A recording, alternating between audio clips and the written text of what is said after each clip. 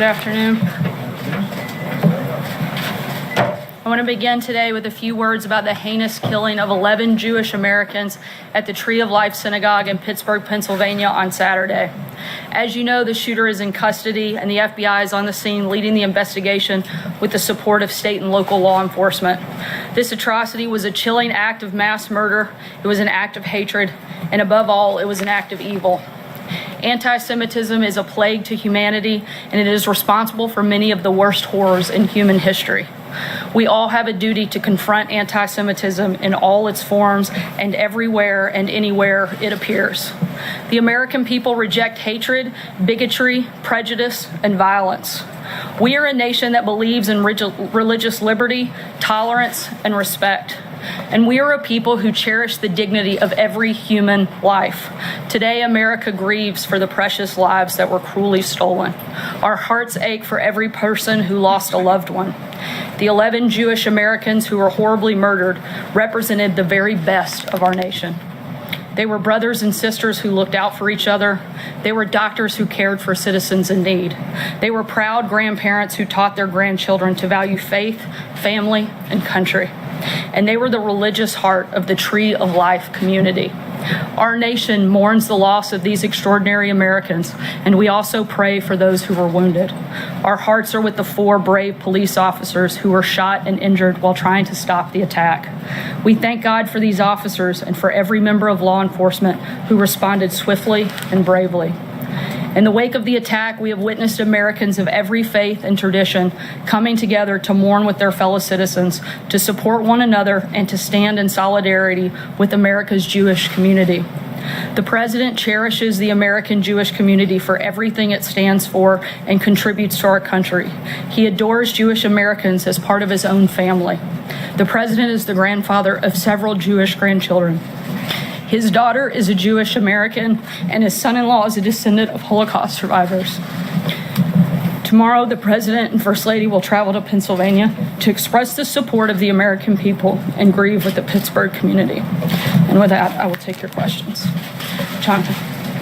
Sir, the President said over the weekend that he could tone up his rhetoric. What does he mean by that? And does he have any concern at all that his words could inspire or provoke troubled people to do awful things? Certainly, the President wants, in moments where our country is hurting like we've seen in the last several days, find ways to bring our country together, and we've seen him do exactly that. However, the President is going to continue to draw contrasts, particularly as we go into the final days of an election, the differences between the two parties, particularly on policy differences. You'll continue to see him make that contrast, but he has certainly, I think, found those moments to bring our country together and certainly focus on some of the things that all of us can support and all of us can condemn as well. But he's also harshly attacked some of the very people that received those pipe bombs, and this morning suggesting that the news media is responsible for the anger in the country. How does he do that when, in the case of the pipe bomber, this was somebody who went to Trump rallies, this is somebody who had a van covered with attacks on the media and praise for the president. The shooter in Pittsburgh is somebody who was provoked, it seems, by the caravan that the president spent so much time talking about. Why is he out there?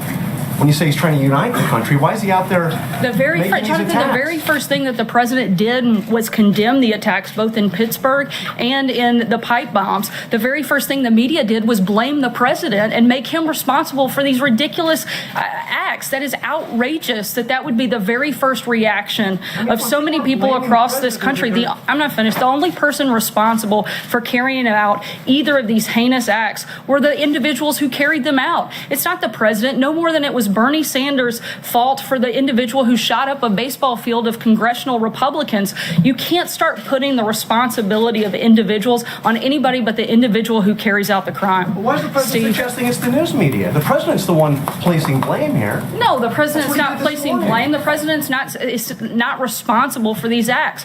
Again, the very first action that the President did was condemn these heinous acts. The very first thing that the media did was condemn the President and go after and try to place blame, not just on the president, but everybody that works in this administration. The major news network's first public statement was to blame the president, and myself included. I mean, that is outrageous that anybody other than the individual who carried out the crime would hold that responsibility. Steve? What's it going to take to stop these killings from happening over and over and over again? You know, I think if we had a good answer to that, I think everybody in the country would support it. If anybody knows the answer, I think certainly this administration would be all ears. The president spends every single minute of every single day looking for the best ways to protect the safety and security of Americans, and we're going to continue to do that. John? Here's the second thing. Is the president going to give a speech on immigration this week? What's your thinking about options in terms of closing the border? We'll keep you posted if there's any scheduling announcement on an address on that topic. I'm not aware of that at this point in time. 11 Jewish leaders in the Pittsburgh area have said that the president's visit is not welcome unless and until he denounces fully and forthrightly white nationalism. Does the White House believe this president has done enough to denounce white nationalism? The president has denounced racism, hatred, and bigotry in all forms on a number of occasions. We'll continue to do that. I'm doing it here today. And I would also say at the same time that some individuals, they're grieving, they're hurting. The president wants to be there to show the support of this administration for the Jewish community. The rabbi said that he is welcome as well. And certainly we want to show our support for those individuals. I know that there was another meeting this morning about what to do about the border. You're thinking about an executive action, maybe some sort of regulatory action. Is one of the options being discussed making it impossible for anybody to claim asylum unless they enter through a port of entry? So that would mean that anybody who crosses the border illegally would not be able to make a valid claim of asylum? There are a lot of options that are being discussed right now. The number one priority is looking for ways to secure our borders. We'd love for Democrats in Congress to actually help step up and do their job and help us do that. If they don't and they're unwilling to do, as they've shown in the past that they are, then we're looking at administrative actions that will help and allow us to do so. Raquel? Sarah, thank you very much. About the Brazilian election, the State Department repeated today that the commitment to promoting human rights and democracy will continue to guide the relationship with Brazil. However, the Brazilian president-elected, Bolsonaro, has made very controversial comments about minorities. The opposition defended the military dictatorship in Brazil. My question is if the White House plans to address this and ask assurances from the government, the incoming government in Brazil, that they will protect human rights and democracy in Brazil. And another question, what do you think about these comparisons that a lot of people say? Let me address the first thing. Sure. First, we promote human rights all over the world. We value our long-standing relationship with Brazil. We want to continue to be able to work with them. We'll see what happens from there. Sarah, can I just... Okay, so what do you think about these comparisons? A lot of people are calling Bolsonaro the Trump of the tropics.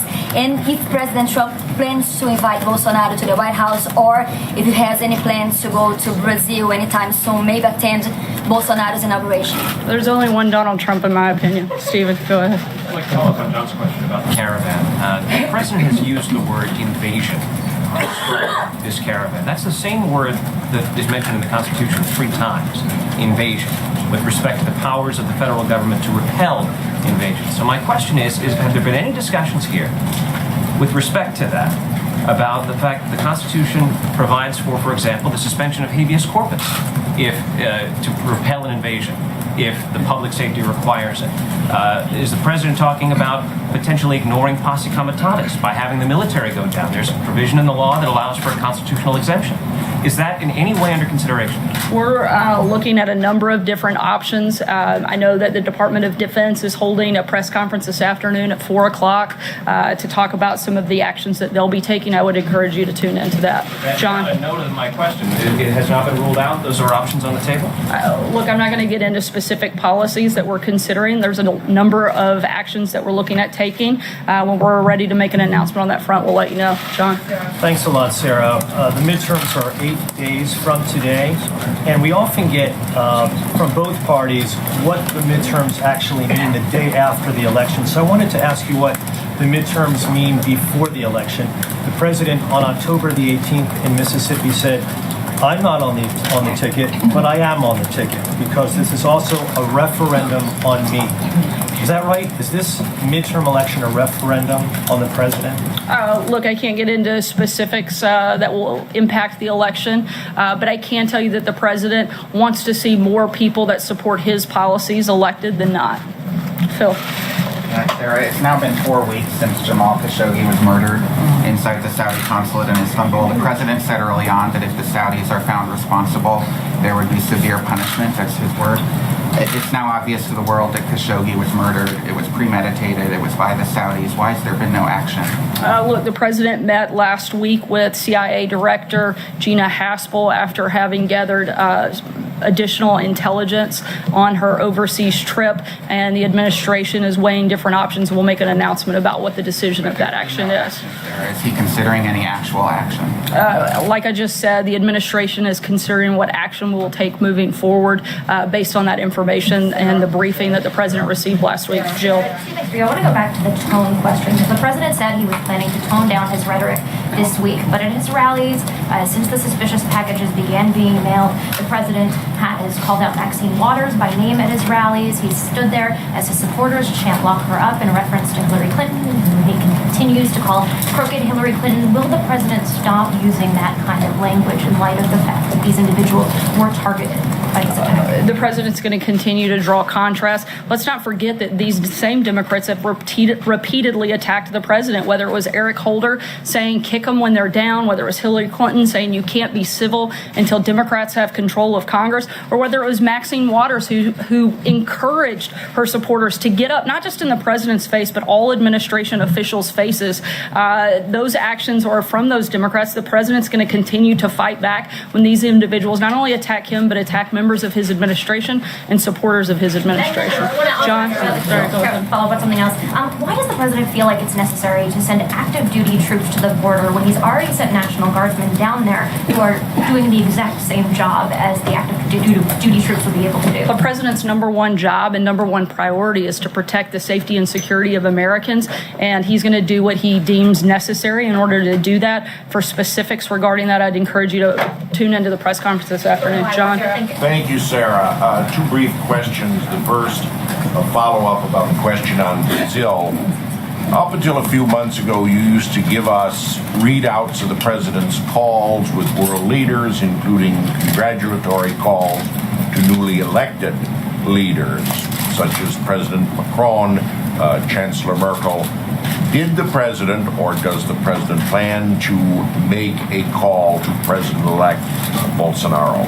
He did, and he spoke with him last night. I actually sent a note to the White House press pool. If you didn't receive that, I'll make sure you do after the briefing's over. Sorry. Sarah, is this, with the election 8 days away, some Republicans, such as Mr. Hugan, the nominee for the Senate in New Jersey, do not mention the president at all, do not invoke his name or image. Others, such as Mr. DeWine, running for governor of Ohio, have him in brochures and pictures. Is the president aware that some candidates run against him, and is this going to enter into his decision where to go in the final days? That's a decision for individual candidates to make. I think the president has an incredible story to tell. He's had a historic first 2 years, a number of successes that I think any Republican running for office should be proud of. Jim? Sir, yeah, I wanted to ask you, David Lappin, who was spokesperson over at DHS under General Kelly, Chief of Staff Kelly, a former Marine, worked at the Pentagon, tweeted this morning, I dealt with the news media nearly every day. I know quite a bit about the press and know this. They are not the enemy of the American people. Shouldn't you reserve the term enemy for people who are actually the enemy of the United States rather than journalists? The president's not referencing all media. He's talking about the growing amount of fake news that exists in the country, and the president's calling that out. May I ask a follow-up? Sure. May I ask a follow-up, please? May I ask a follow-up, please? Since you mentioned that, the president said this morning the fake news media, the true enemy of the people, must stop the open and obvious hostility and report the news accurately and fairly. Can you state for the record which outlets that you and the president regard as the enemy of the people?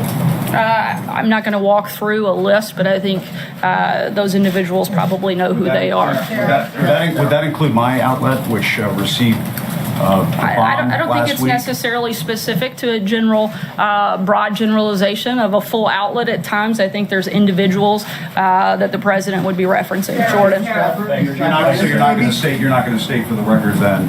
I mean, if the president is going to say the fake news media are the enemy of the people, and if you're going to stand there and continue to say that there are some journalists, some news outlets in this country that meet that characterization, shouldn't you have the guts, Sarah, to state which outlets, which journalists are the enemy of the people? Well, I think it's irresponsible of a news organization like yours to blame responsibility of a pipe bomb that was not sent by the president, not just blame the president, but blame members of his administration for those heinous acts. I think that is outrageous, and I think it's irresponsible. Jordan, go ahead. Sarah, we didn't say that. Jim, I've given you 3 questions. Jordan, go ahead. Thanks, Sarah. The president has talked multiple times about how the Republican lawmakers are going to protect pre-existing conditions if they keep control of Congress. But the administration is supporting a lawsuit that would undercut those protections under Obamacare and taken a couple of regulatory actions to that effect as well. So how do you square those two stances? And what's the plan, the Republican plan for protecting The president's health care plan that he's laid out covers pre-existing conditions. The president wants to lower premiums to make health care more affordable. Nobody will be charged higher premiums if they keep their coverage, and nobody will be denied coverage under the president. Emerald? Sarah. Thank you, Sarah. On Chancellor Merkel's announcement that she'll be stepping down as party leader and won't seek to rerun as chancellor, what is the reaction from the administration, and how does that affect the relationship with Germany going forward? We're aware of the announcement, and this is an internal matter for Chancellor and the German people. We're going to continue to work with the Chancellor and continue to develop that relationship. Blake? Sarah, why did the president call Andrew Gillum a thief? Why did the president, in his tweet, call Andrew Gillum a thief? April, I'll come back to you. Blake, go ahead. Sarah, thank you. Before you walked out here, just a handful of minutes before you walked out, there was a report that said, should the meeting between President Trump and President Xi of China not go well in terms of easing the trade war, the trade tensions, then at that point the U.S. would go forth with the $257 billion in tariffs. Is that indeed the timetable that the administration is working with here? I'm not going to get ahead of the president's meeting, and I hope it goes well. April, go ahead. Sorry, go ahead. How important is that meeting then? Because we heard Larry Kudlow say last week or 2 weeks ago that maybe there might not be a lot of detail that comes from it in terms of trade and going back and forth. As the president likes to say, we'll see what happens. I'm not going to get ahead of the conversation. You have 2 of the most powerful leaders in the world. I think that's consequential no matter how you look at it, and we'll see what happens when they sit down. April, go ahead. The president's tweeting today, in one tweet specifically, he called Andrew Gillum, the Democratic nominee for governor in Florida, a thief. What is his definition of that statement?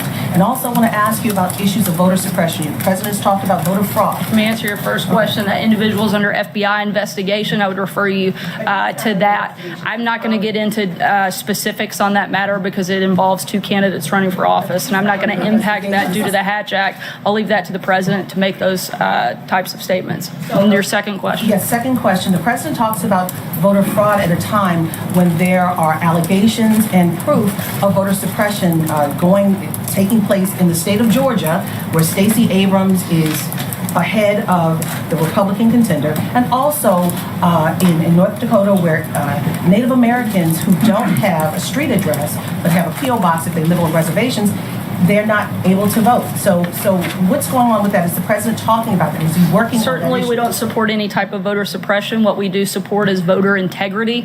Again, I'm not going to weigh into specifics that have impact on an election that's a few days away. I'll leave that for the president to lay out that specific case. Sager, go ahead. Thanks, Sarah. Could you tell us, does the White House currently believe that they have the legal authority to close the southern border? And is that an option that's being explored with relation to the caravan? Again, we have a number of options on the table. We're exploring each one of those.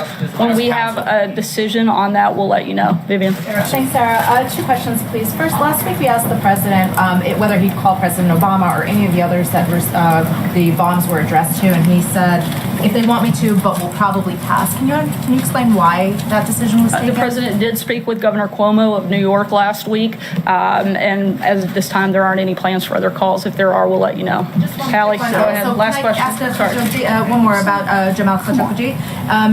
Can you tell us if CIA Director Haspel actually heard the tape that the Turks allegedly have proving that he was killed in the embassy? I can't confirm or deny the specifics of the intelligence that Director Haspel saw while she was there.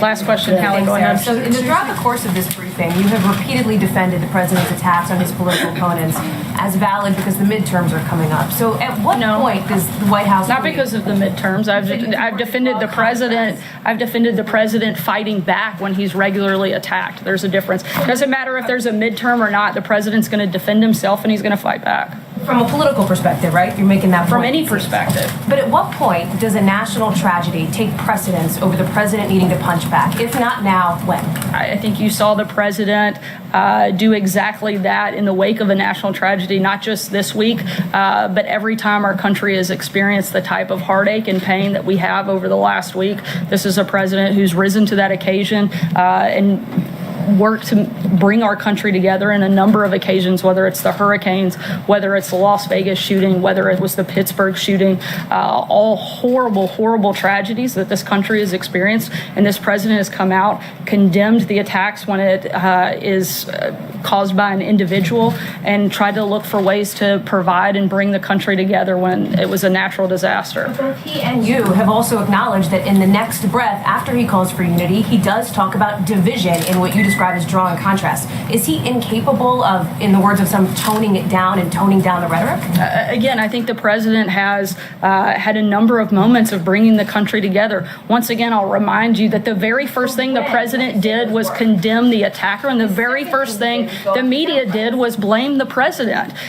You guys have a huge responsibility to play in the divisive nature of this country when 90% of the coverage of everything this president does is negative, despite the fact that the country is doing extremely well, despite the fact that the president is delivering on exactly what he said he was going to do if elected. And he got elected by an overwhelming majority of 63 million Americans who came out and supported him and wanted to see his policies enacted. He's delivered on that. He's delivered on the promises he's made. And if anything, I think it is sad and divisive the way that every single thing that comes out of the media, 90% of what comes out of the media's mouths is negative about this president. Despite the fact that the economy is booming, despite the fact he said he would fix the trade deals, and he's done exactly that. He said he would defeat ISIS, and he has. The president has been delivering day in, day out, and I think it would be nice if every once in a while we could focus on a few of the positive things the president has done instead of just attacking him. Thanks so much, guys. Have a great day. No responses on that.